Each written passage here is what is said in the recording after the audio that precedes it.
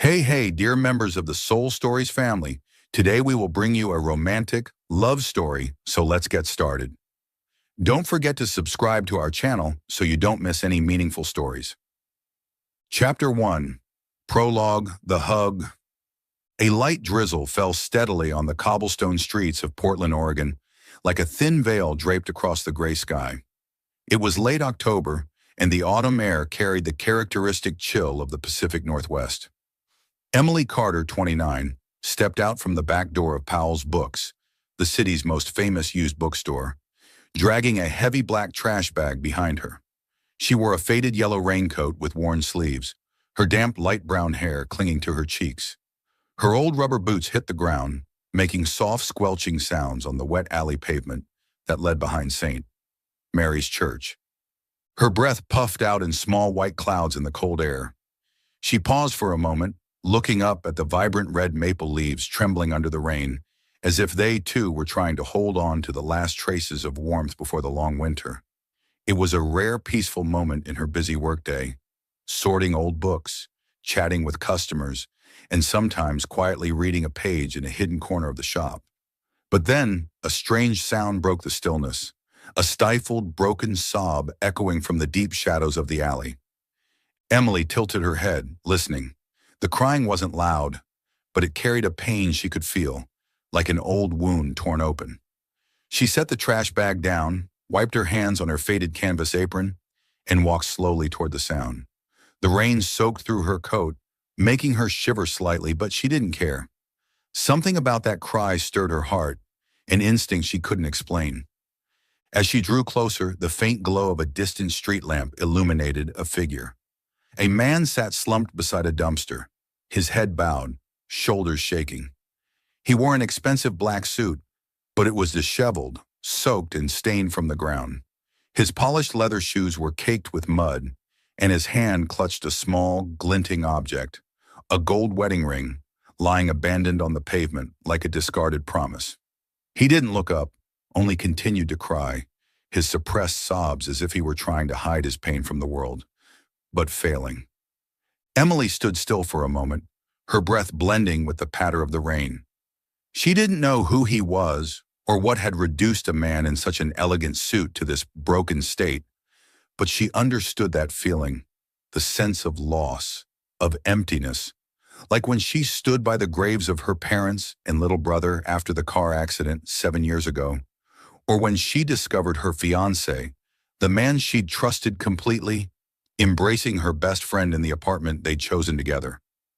3 years since canceling her engagement, she'd learned to keep going, not by forgetting, but by opening her heart to those who needed her. And right now, this man clearly needed someone. Without another thought, Emily stepped forward and knelt beside him. Her knees touched the cold ground, rainwater seeping through her thin jeans, but she didn't notice. She placed a hand on his shoulder gently, the way she'd once comforted children lost in the bookstore looking for their mothers. He flinched, looking up briefly, his eyes red and blurred with tears and rain, then dropped his head again, as if ashamed to be seen at his weakest. But Emily didn't leave. She pulled him into a hug, not too tight, just enough for him to feel her presence. The scent of his expensive cologne mixed with the damp earth and rain, creating a strange fragrance she'd never forget. "You don't have to say anything," she whispered, her voice soft but firm, like a promise. "I'm just here." He didn't reply, but she felt his body gradually relax in her arms. His crying quieted, blending into the steady sound of the rain. They sat like that for a long time. Two strangers, nameless, without pasts, connected only by shared pain in the dark alley. Emily didn't ask anything, didn't need to know who he was or what had happened. To her, sometimes a hug was enough to say what words couldn't reach. Finally, when his sobs stopped completely, Emily let go. He still didn't look up, just silently wiped his face with a wet sleeve. She stood, intending to leave, but then her eyes caught the wedding ring lying on the ground. It was tiny, glinting under the streetlight, like a shard of a shattered dream. She bent down to pick it up, her cold fingers brushing the cool gold. She didn't know why she did it. Maybe instinct, maybe curiosity. But she quietly slipped the ring into his suit pocket, then turned away without another word. As she walked back to the rear door of Powell's, the rain continued its steady rhythm, like a wordless, sad song. She glanced back one last time. The man still sat there motionless, but the ring was now in his pocket, a mystery she wasn't sure she wanted to unravel. She closed the door and returned to the bookstore, where old shelves and the smell of damp paper awaited her. But in her heart, a strange feeling lingered, as if that hug hadn't just been for him, but for her too, a part of herself she'd buried long ago. Stepping inside, Emily pulled off her raincoat and hung it on the wooden hook by the door, revealing a simple gray sweater underneath. She brushed back her wet hair, water droplets trailing down her hands, and let out a soft sigh. This wasn't the first time she'd done something like this, helped a stranger with no expectation in return. For her, it was the only way to keep her heart beating after everything she'd lost. Emily, 29, was a gentle and kind woman, but she carried scars that could never fade. 7 years ago, her life shattered when her entire family, her father, mother, and little brother, died in a car accident on R5. A drunk driver had crashed into their car on the way back from a camping trip in Tillamook Forest, a trip she would have joined if not for a weekend shift at Powell's. She survived, but the cost was sleepless nights wondering why she hadn't been with them. Then 3 years ago, before that old wound could heal, a new one tore open. Ethan, her college fiancé, the man she'd dreamed of building a new family with, betrayed her. She found him embracing Sarah, her best friend since high school, in the apartment they'd picked out together just 2 months before their wedding. Emily called off the engagement immediately, returned the ring she'd once cherished, and cut all ties. Since then, she'd chosen a quiet life at Powell's Books, where old books and other people's stories became her refuge. She didn't seek love or attention, but she was always ready to lend a hand to those in need, whether patiently helping a customer find a rare book or quietly packing stacks of used books to send to poor children in rural Oregon. For Emily, kindness wasn't something she tried to show.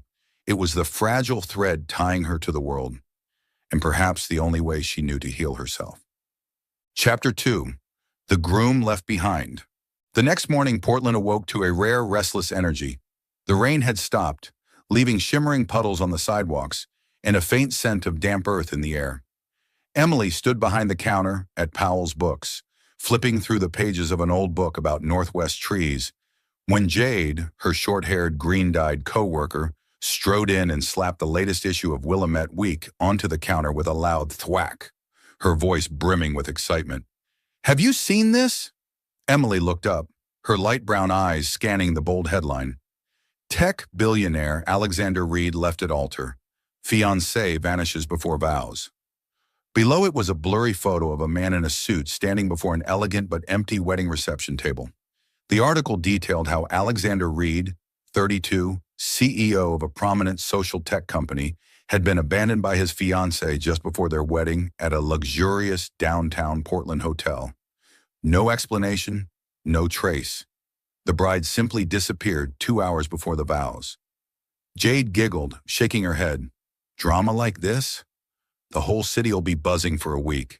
They say he's cold as ice, but getting ditched like this probably melted him down to water. Emily gave a faint smile but didn't reply. She didn't care for gossip, yet the name Alexander Reed stirred an odd feeling in her, like an unclear puzzle piece. So she closed the book and turned back to sorting a stack of children's books slated for the Gresham Community Library by the weekend. The news spread through Portland like wildfire.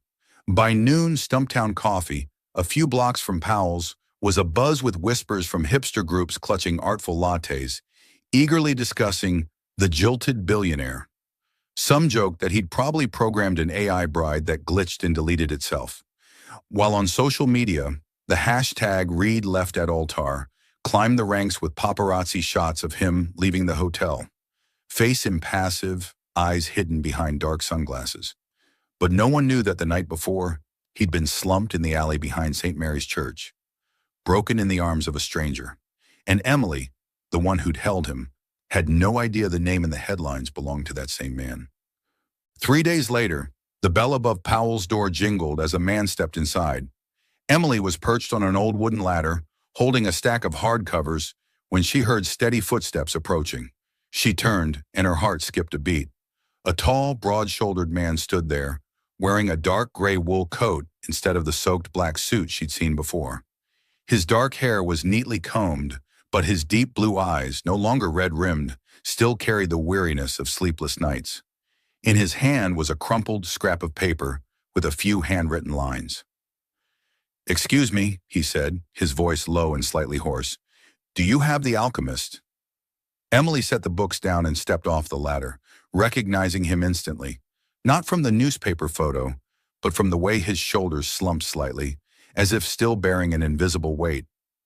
This was the man from the alley, the one she'd hugged in the rain without asking his name. She recalled that fleeting moment when they'd been there together. She'd whispered something about The Alchemist, how it was the book she'd read when she felt lost after her family's death. She hadn't expected him to remember, let alone show up here. "Do you always hug strangers in alleys, or am I just lucky?" he continued, his tone laced with faint sarcasm, but his eyes held a curiosity, as if trying to figure her out. A slight smile flickered across his lips, the first since that night, but it vanished quickly. Emily froze, her cheeks warming slightly. She wasn't good at banter, especially not with this sharp, unexpected kind. "Only when they look like they need it," she replied softly, then turned away to hide her flustered expression, heading toward the classic literature shelves. She tried to stay composed, though her mind spun. "He's Alexander Reed. The man from the alley is Alexander Reed." Before she could grab the book, a voice cut through from the counter. "Hey, isn't that the guy who got dumped?" A customer, a guy with round glasses, whispered to his friend, pointing at Alexander. The murmurs began to spread, curious eyes turning toward him. Alexander's grip tightened on the scrap of paper, his face hardening, a flash of irritation in his eyes. Emily acted quickly, stepping forward and lightly tugging his sleeve, guiding him into a secluded corner behind the sci-fi shelves where thick books blocked the crowd's view. "Don't mind them," she said quietly, her tone reassuring. "Portland loves drama, but they'll forget soon enough." He looked at her, really looked at her for the first time, not as a passerby, but as someone trying to understand something. "You seem used to saving people," he said, his voice lower, the sarcasm gone, replaced by a hint of sincerity. "Let's say I am," she replied, then turned back to the shelf, pulling out a worn paperback copy of The Alchemist and handing it to him. Her hand trembled slightly, but she hid it. "This is my favorite edition. It's not new, but it has soul." Alexander took the book, his fingers brushing the cover as if weighing something. "Thanks," he said simply, but his gaze lingered on her longer than usual. He didn't mention the hug, and neither did she, but they both knew. This wasn't their first meeting, and it might not be their last. When he left, the door's bell jingled again. Emily stood by the shelves, still holding another book she'd meant to sort, watching through Powell's large glass window as he stepped onto the street. His tall figure blended into the crowd. Alexander Reed, she thought, the name now real in her mind. But to her, he wasn't the billionaire or the jilted groom from the headlines. He was just the man from the alley, the one who'd left behind a ring and a question she hadn't yet answered. Alexander Reed, 32, was a man who lived in a world of logic and power. As CEO of a Portland-based social tech company, he was known for his cold demeanor and privacy. He'd built his empire from nothing with sharp intellect and an uncanny ability to predict trends. Few knew he'd grown up in a broken family where affection was a luxury he never had. His fiancée, Sophia, had left him before the wedding because she couldn't handle the media pressure and his distance. A blow that left him feeling out of control for the first time. Emily's hug in the alley was something he hadn't expected, and The Alchemist was why he'd returned. Not just for the book, but for a flicker of light in the darkness he wasn't ready to admit. Chapter 3. Awkward Acquaintances. In the days following their first encounter at Powell's Books, Alexander Reed began showing up more often, an unspoken habit neither he nor Emily addressed. At first he came with simple excuses, buying books, usually ones Emily had mentioned during their brief embrace in the rain, like The Alchemist or other classics about the search for life's meaning. But gradually he lingered longer, not just to browse, but to talk daiki, though their conversations often started awkwardly and ended in silence. Emily didn't mind. She enjoyed the quiet peace of those moments. Him standing by the shelves, flipping through pages with a cool focus, while she sorted old books or jotted notes in her small notebook. Powell's, with its towering shelves and the faint scent of damp paper in the air, became their meeting place. Unplanned, unexpected, just the presence of two people who had once touched each other's pain on a rainy night. Emily kept a careful distance, never asking too much, never pressing him to say more than brief replies about books or Portland's weather. She recommended healing books she loved. The Alchemist remained her first pick, followed by Viktor Frankl's Man's Search for Meaning or The Night Circus with its gentle magic. But she never probed why he kept coming, though she could guess parts of it. Once he held the copy of The Alchemist he'd bought the week before, flipped to the first page and asked, "Do you really believe the universe helps us find what we want?" Emily smiled, replying, "I believe sometimes we have to help ourselves first, and then the universe follows." He didn't say more, just nodded slightly, but his gaze lingered on her longer than usual, as if weighing something deeper. Not everyone was as at ease with Alexander's presence as Emily. Jade, 25, her best friend and co-worker at Powell's, eyed him suspiciously every time he walked through the door. Petite, with short green-dyed hair, always in indie band t-shirts and a nose ring, Jade was the type to speak her mind, sometimes to the point of discomfort. One afternoon, after Alexander left following a brief chat with Emily about sci-fi books, Jade pulled her to the corner of the counter, voice low but wary. "He's a billionaire, Em. Alexander Reed, the guy all of Portland's talking about for getting left at the altar. You think he's for real, or just taking advantage of your kindness?" Emily frowned, setting her pen down. "What do you mean?" Jade crossed her arms, eyes sharp. "I mean you're too nice and he's... Who knows? Billionaires don't just wander into used bookstores looking for soulmates. I got conned once by a guy claiming he was an artist who got me. Turned out he just wanted rent money. I don't want you hurt again." Emily sighed. She knew Jade meant well. Jade had shared her own story of a brief fling with a deadbeat musician who ditched her after borrowing cash. He never repaid, but she shook her head. "He's not that kind of person. I don't know what he wants, but I'm not giving anything except book suggestions." Jade huffed, "Just be careful," then returned to work, leaving Emily with a fleeting doubt that quickly faded. The connection between Emily and Alexander grew, slow and hesitant, like two strangers trying to navigate an invisible wall. One stormy evening, as Portland was enveloped by wet gusts blowing off the Willamette River, Alexander arrived at Powell's later than usual, his dark gray wool coat soaked, black hair dripping onto the floor. The store was nearing closing time, with only a few straggling customers. Jade had left early, unable to stand the cold. Emily was tidying the counter when he walked in, carrying the scent of rain and a hint of loneliness. "I thought you wouldn't come in this weather," she said, half joking, half serious. He shrugged.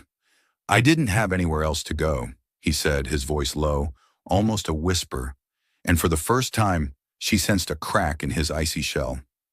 They stayed late, the neon lights outside flickering through the big glass window, reflecting raindrops streaking down.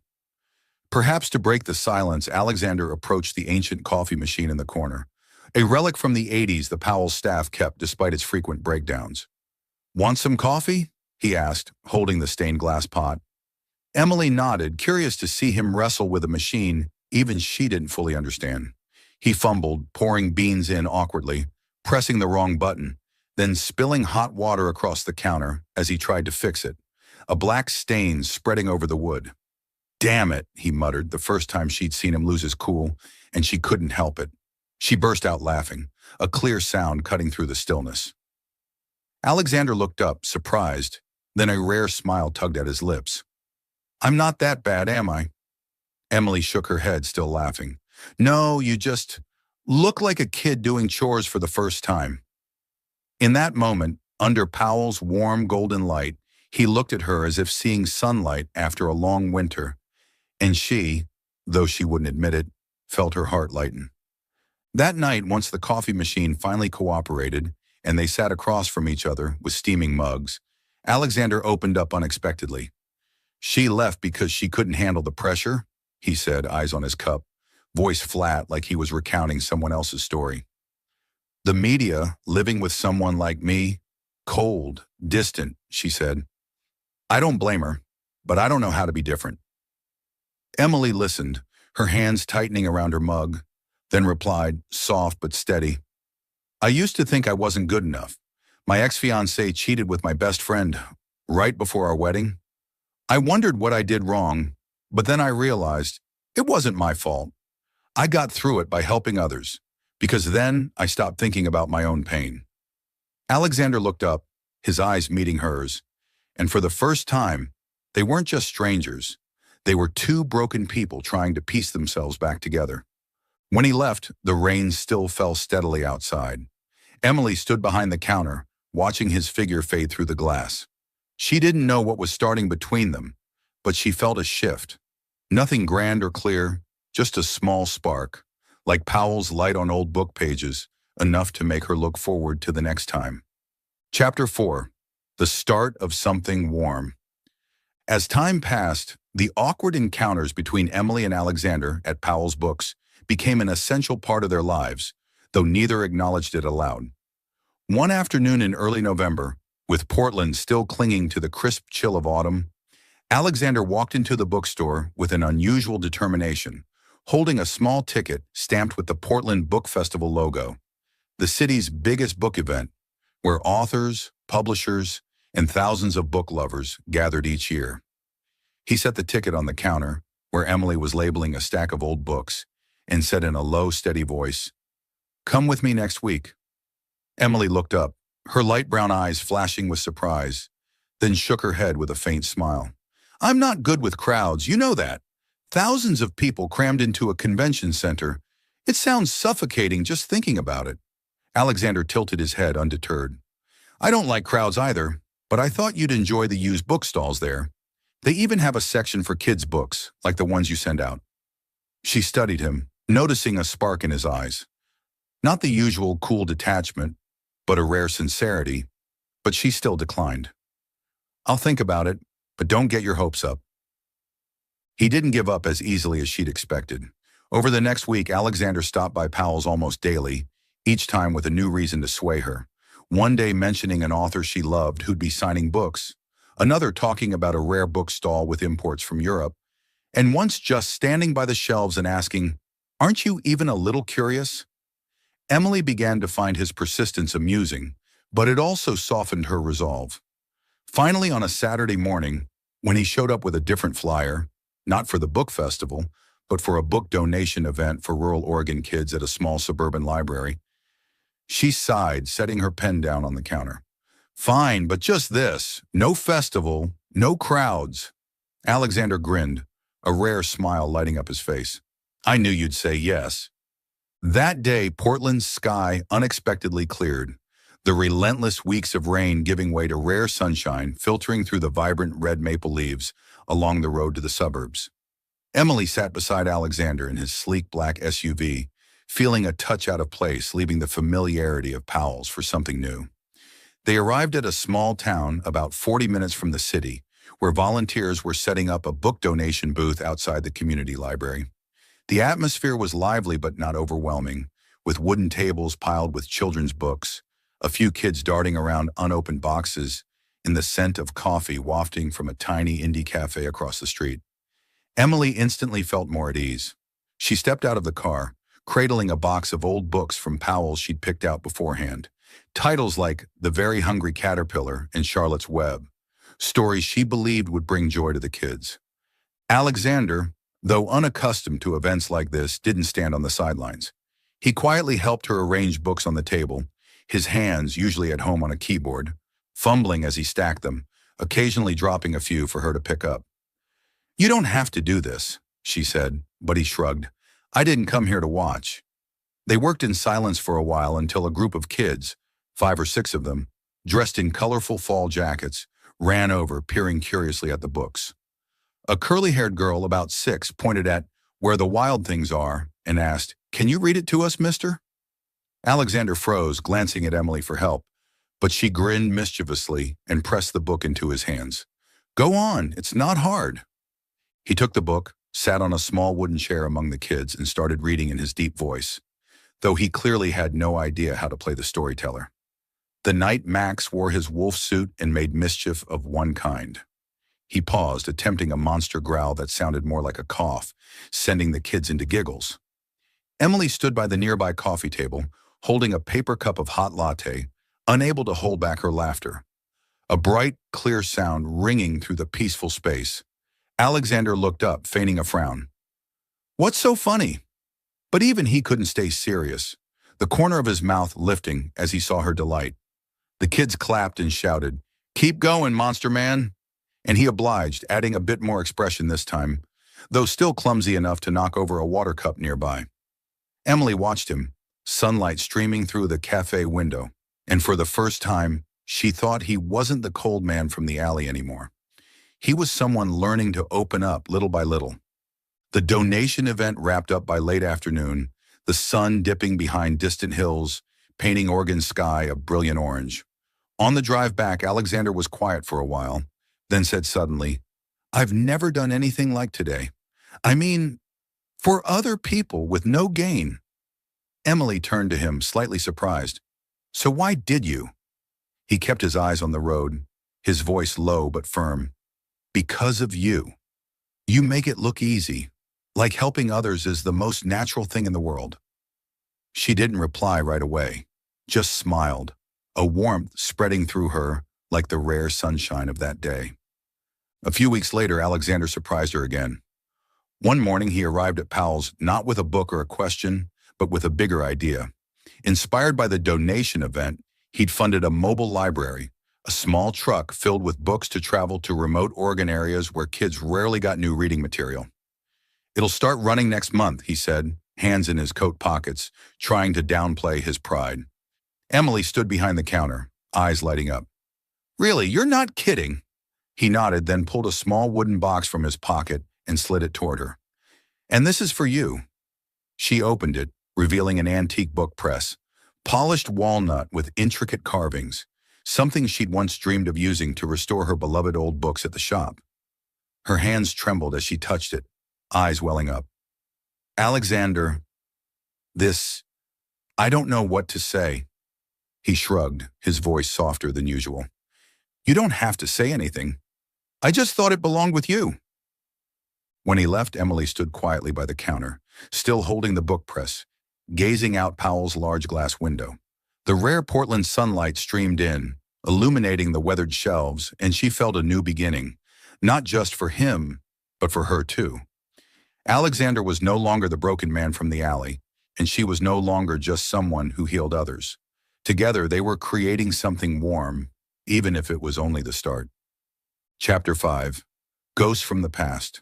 Winter arrived in Portland earlier than usual, bringing biting winds that swept through the cobblestone streets and rattled the large glass windows of Powell's books.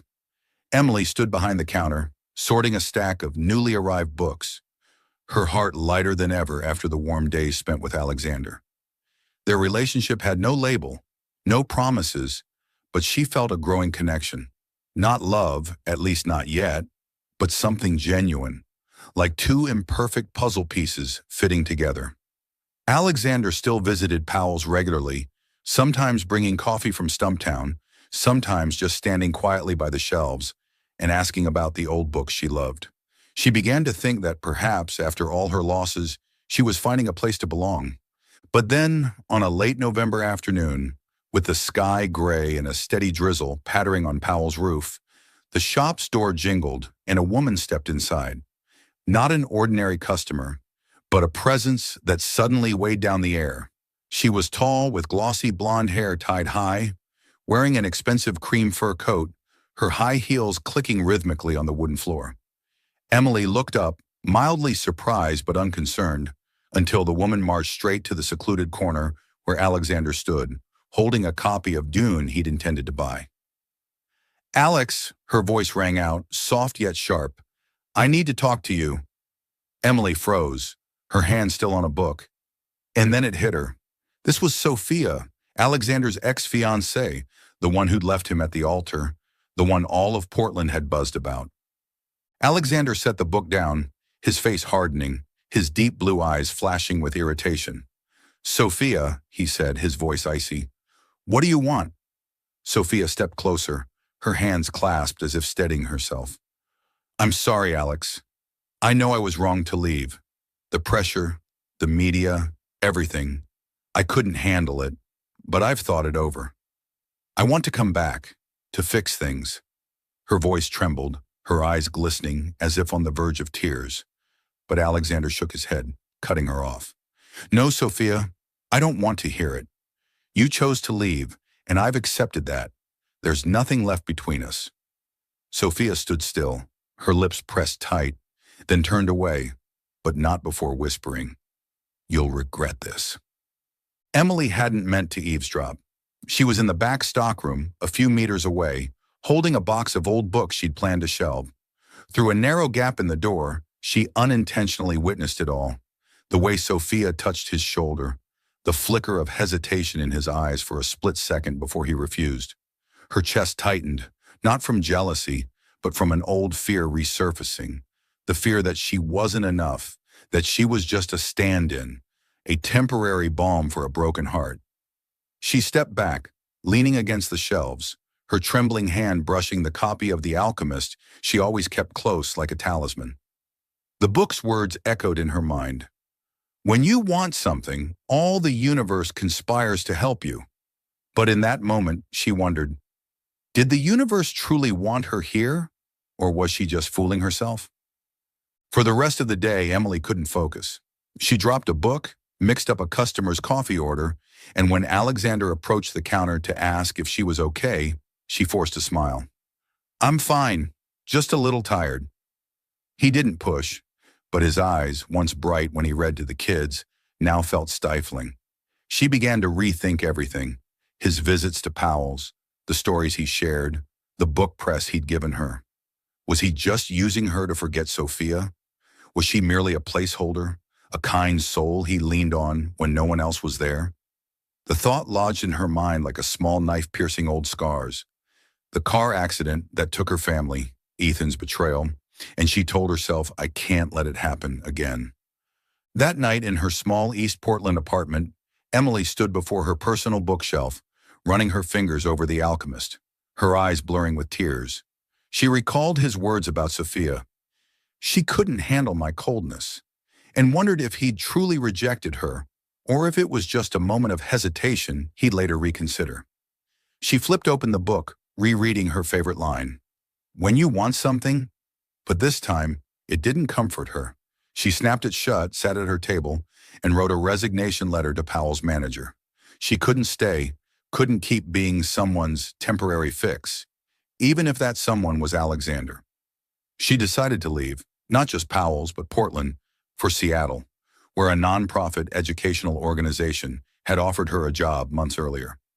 It was a chance to start over, to focus on helping others without risking her heart again. Jade was the first to know, and she wasn't happy. The next morning, when Emily arrived at Powell's to submit her letter, Jade dragged her to the counter's corner, her voice sharp. "What are you doing, Em? Quitting? Moving? Just because that billionaire talked to his old flame?" Emily sighed, trying to explain. "It's not about him, Jade. It's about me.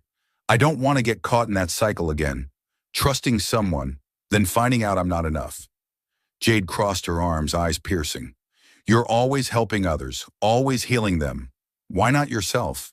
Running away like this, you're letting him win, or letting the past win." Emily shook her head, her voice quiet but firm. "I'm not giving up. I just need time to figure out what I want." Jade huffed, turning away, but not before muttering, "I'll miss you, but I hate how you're running like this." Before leaving Portland, Emily did one last thing. Late that evening, after Powell's had closed, she used her staff key to slip inside. She walked to the secluded corner where Alexander often stood, placing The Alchemist on the small table he used for reading, along with a handwritten note. "Find your treasure." She wrote nothing more, offered no explanation, and quietly left, taking the book press he'd given her and a small suitcase of clothes. The next day, she boarded a Greyhound bus to Seattle, staring out the window as Portland faded behind the hills, her heart empty yet relieved. She didn't know if she was right or wrong, but she knew she needed distance. From Alexander, from Powell's, from the hopes she'd begun to build. Back in Portland, Alexander stepped into Powell's a few days later, looking for her as usual, only to find Jade behind the counter, her gaze cold. "She's gone," Jade said, sliding The Alchemist toward him. "She left this for you." He took the book, read her note, and for the first time in months, he felt an emptiness he couldn't explain. Not because of Sophia, but because of Emily, who left without a goodbye. Chapter 6. The Search. The day Emily left, Alexander had no idea, still caught up in meetings and plans for the mobile library he'd funded because of her. But when he stepped into Powell's Books one weekend afternoon, carrying a Stumptown coffee as usual, he sensed something was off. The counter was empty, no sign of Emily with her gentle smile or deft hands sorting books. Jade stood there instead, her gaze cold, and before he could ask, she slid The Alchemist toward him, her voice flat. "She's gone. Left this for you."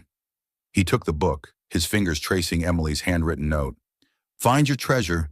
And for the first time in his life, Alexander Reed, a man always in control, felt panic. He looked at Jade, his voice urgent. "Gone where? When?" Jade shrugged. "Seattle a few days ago. She didn't say much, but I'd guess it's because of you and that blonde ex of yours." He stood frozen, the book heavy in his hands. A wave of loss washing over him unlike anything since Sophia left. But this time it cut deeper because he realized, too late, that it wasn't just hurt. It was love, something he hadn't recognized until she was gone. Alexander couldn't sit still. He left Powell's immediately, The Alchemist tucked into his coat pocket, and began scouring Portland for her, as if she might just be hiding somewhere in the city. He drove to the Multnomah Library, where she'd once mentioned loving to read on her days off, but found only silent shelves and strangers flipping pages. He stopped by Voodoo Donut, where she'd once bought a box of pink frosted donuts for the kids at the donation event, asking the staff if they'd seen a light brown-haired girl in a yellow raincoat. But they shook their heads, busy with an endless line of customers. He returned to Powell's daily, hoping Jade might relent and give him more clues. But she just stared at him with a mix of anger and pity. "She doesn't want you to find her, Reed. Let her be." But he couldn't, not with the book she left him weighing in his hands like a reminder, a compass he didn't know how to read. Days passed and Portland turned into a maze of memories.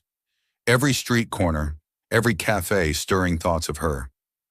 One drizzly morning, walking through the Pearl District, he glimpsed a brown-haired girl in a faded yellow raincoat stepping out of a small flower shop. His heart pounded. He shouted, "Emily!" across the street, his voice echoing over the hum of traffic and pattering rain. The girl turned, but it wasn't Emily, just a stranger with startled eyes looking at him like he'd lost his mind. "Sorry, my mistake," he mumbled, turning away, his face hot with embarrassment, though a foolish spark of hope flared that she might still be nearby. He stood in the rain for a moment, clutching The Alchemist in his pocket, wondering if she'd truly left him or if he just hadn't found the right place. After a week of fruitless searching in Portland, Alexander widened his hunt. He recalled a passing conversation when Emily mentioned Seattle. She'd once talked about a nonprofit educational organization there that had offered her a job, which she'd turned down to stay at Powell's. It was his only lead, and he didn't hesitate. He drove up I-5, the 170-plus-mile stretch from Portland to Seattle, carrying her book like a talisman, his heart heavy but unable to stop. Seattle greeted him with a gray sky no different from Portland's, but the pace here was faster, louder, with towering buildings and bustling crowds. He didn't know where to start, only drove through neighborhoods, checked public libraries and used bookstores, even asked around Pike Place Market with the slim hope someone might have seen her. But no one knew an Emily Carter, and he began to feel like a fool chasing a shadow she didn't want him to catch. Then on a weekend afternoon, just as he was about to give up, he spotted a flyer taped to a lamppost near Capitol Hill. An event by a nonprofit educational group reading, "Storytime for Immigrant Children, bringing knowledge to the community. He wasn't sure if it was her organization, but instinct told him to go. He drove to the location, a small, warm community center with pale yellow walls and the sound of children's chatter spilling out. As he stepped inside, the alchemist still in hand, he heard a familiar voice, gentle yet clear, reading aloud. And then the boy realized, sometimes the most magical things aren't in books, but in the people you meet. He froze in the doorway, his heart skipping a beat. It was Emily, sitting among a group of immigrant kids, holding the boy who fell off the Mayflower, her eyes alight as she told the story. She wore a simple gray sweater, her light brown hair tied loosely, and her smile, the one he'd seen when he clumsily read "Where the Wild Things Are," made him forget where he stood. The kids clapped as she finished, and she stood, telling them in a warm voice, "Books don't fix people. People fix each other." Alexander's throat tightened, the book in his hand trembling as he realized what he'd denied all this time. He loved her, not because she'd saved him in that alley, but because she was the only one who made him want to be a better version of himself. He stepped forward but didn't dare speak, just stood silently in the room, watching her from afar, afraid that if he got closer, she'd vanish again. Emily turned and her eyes met his. She stopped, her hands tightening around the book, her face flashing through a cascade of emotions, surprise, confusion, then a hint of something like pain. She said nothing, just stared, and he didn't know how to begin. But the alchemist in his hand, the one she left with "Find your treasure," felt like an answer now. He'd found his treasure, not in his company, not in the things he once thought mattered, but in her, the one who'd left and forced him to search.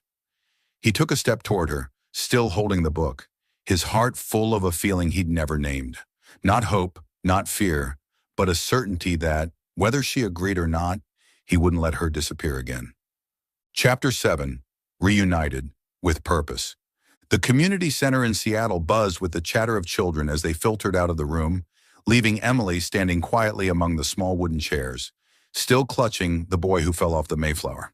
Her eyes locked onto Alexander, who stood at the threshold, the alchemist in hand, his face a mix of resolve and unease she'd never seen before. The space between them grew heavy, as if all the days apart, the misunderstandings, and the pain converged in this single moment. Emily opened her mouth to speak but hesitated, unsure where to begin. Alexander stepped forward, each footfall echoing on the old wooden floor.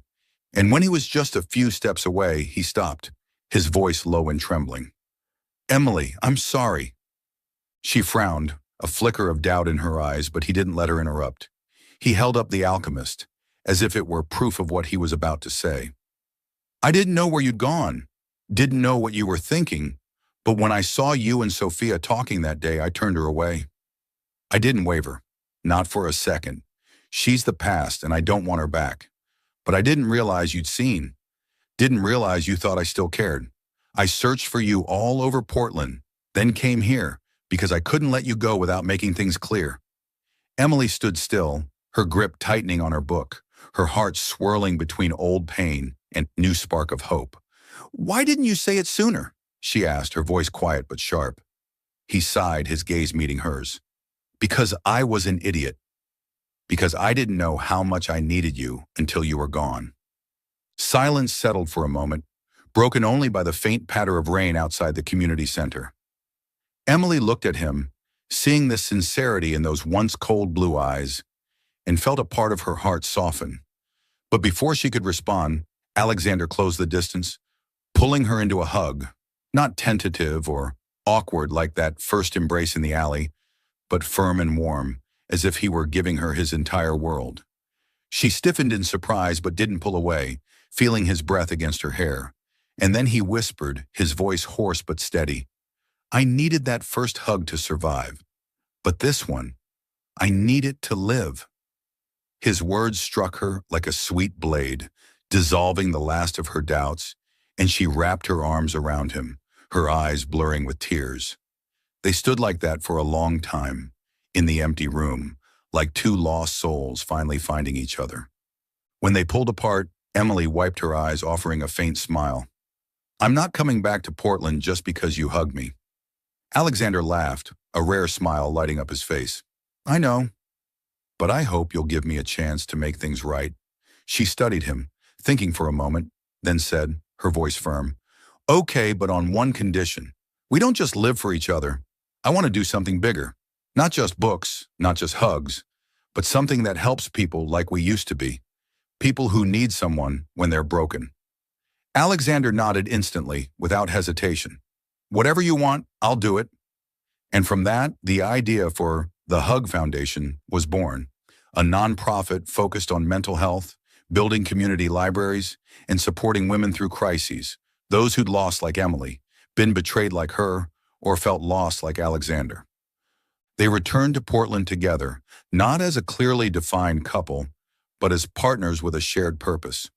Emily went back to Powell's, but now part-time, pouring most of her energy into laying the groundwork for the organization.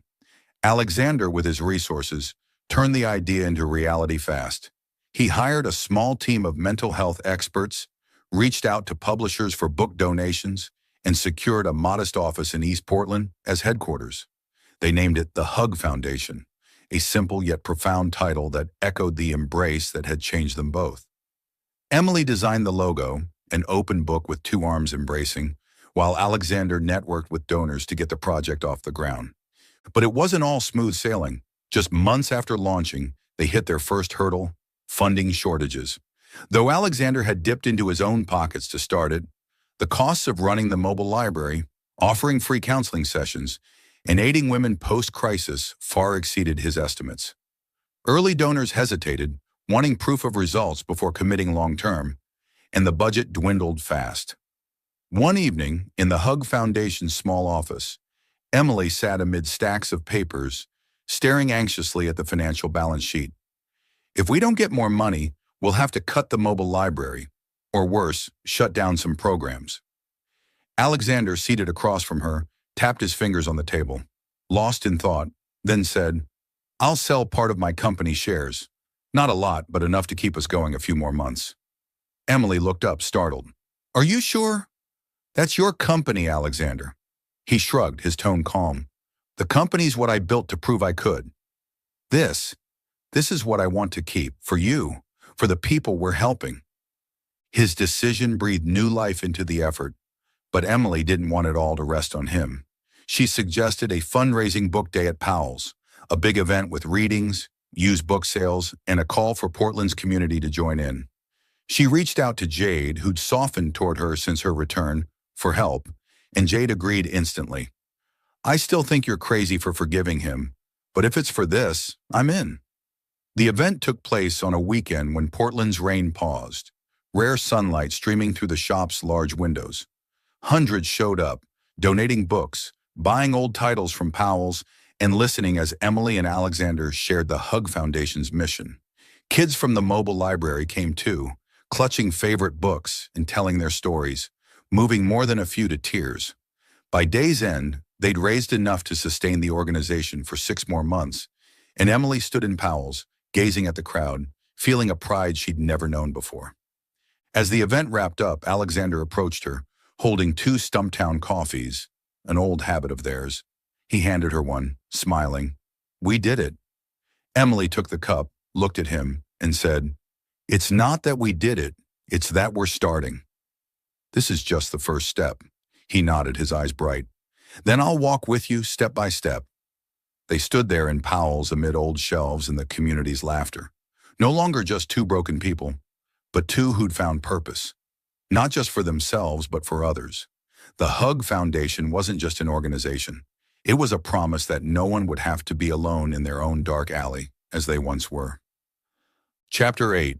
Epilogue. The Alley That Started It All.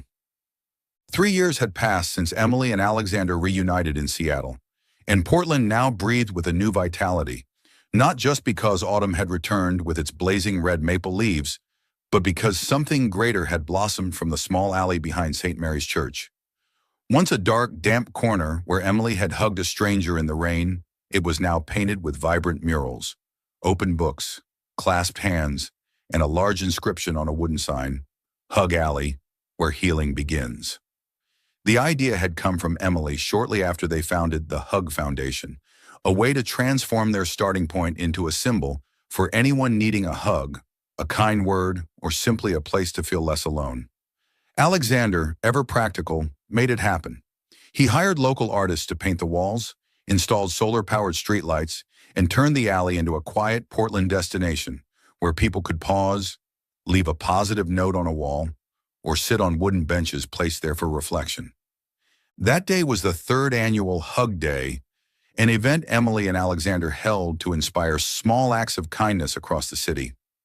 Powell's books buzzed with laughter and voices as hundreds gathered, donating books, sharing free hugs, or writing messages to hang on the kindness wall.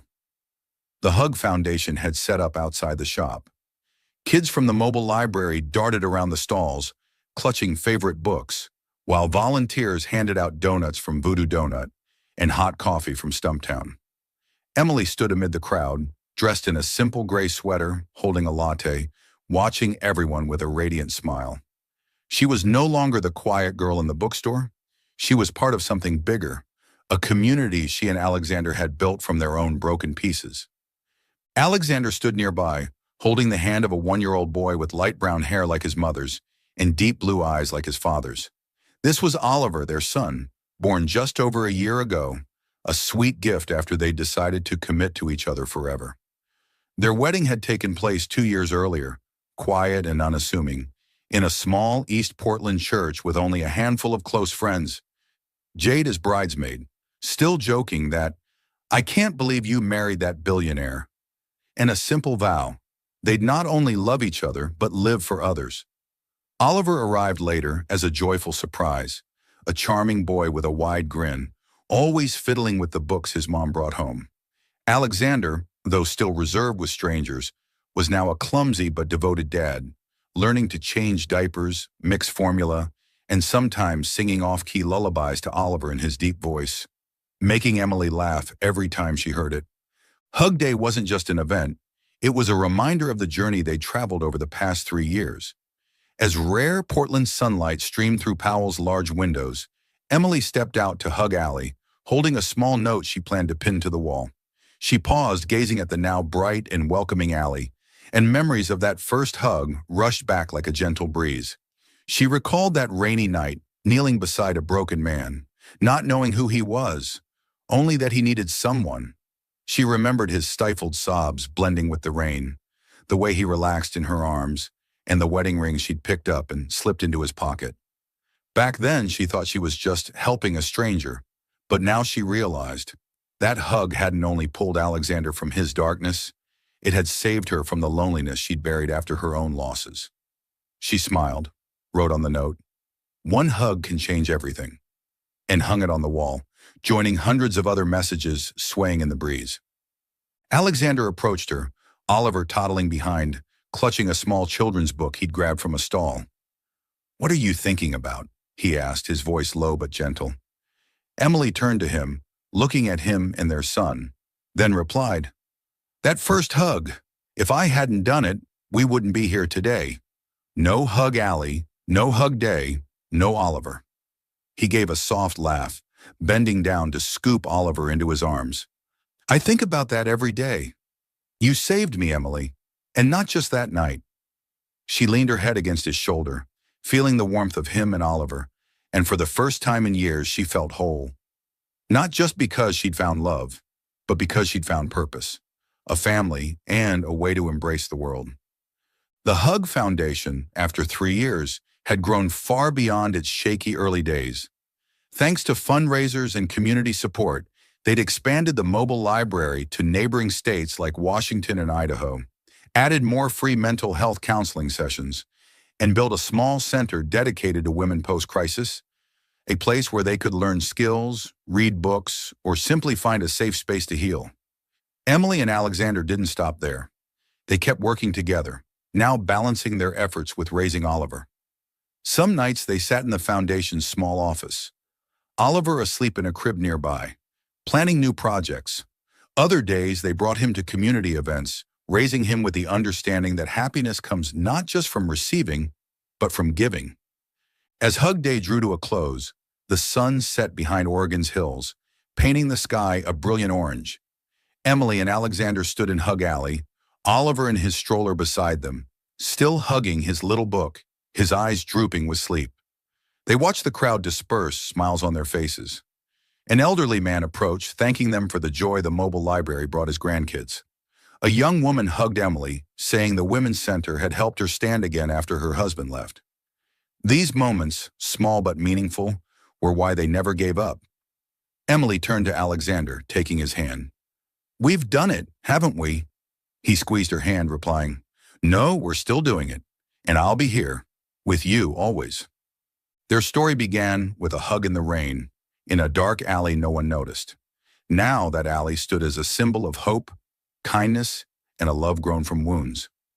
Emily looked at Hug Alley, at Alexander and Oliver, and knew she hadn't just hugged a stranger once. She was hugging the world, with him by her side. She hugged a stranger once. Now she hugs the world, with him by her side. Thank you for following this heartfelt story of Soul Stories channel. Share your thoughts about the story in the comments below. If you believe that true love can withstand all trials and sometimes begins in the simplest of ways, don't forget to hit the like button and share this story with your friends. To never miss out on touching and meaningful stories, subscribe to our channel and help us spread messages of love and warmth to everyone. Let's cherish the beautiful moments of life and love together.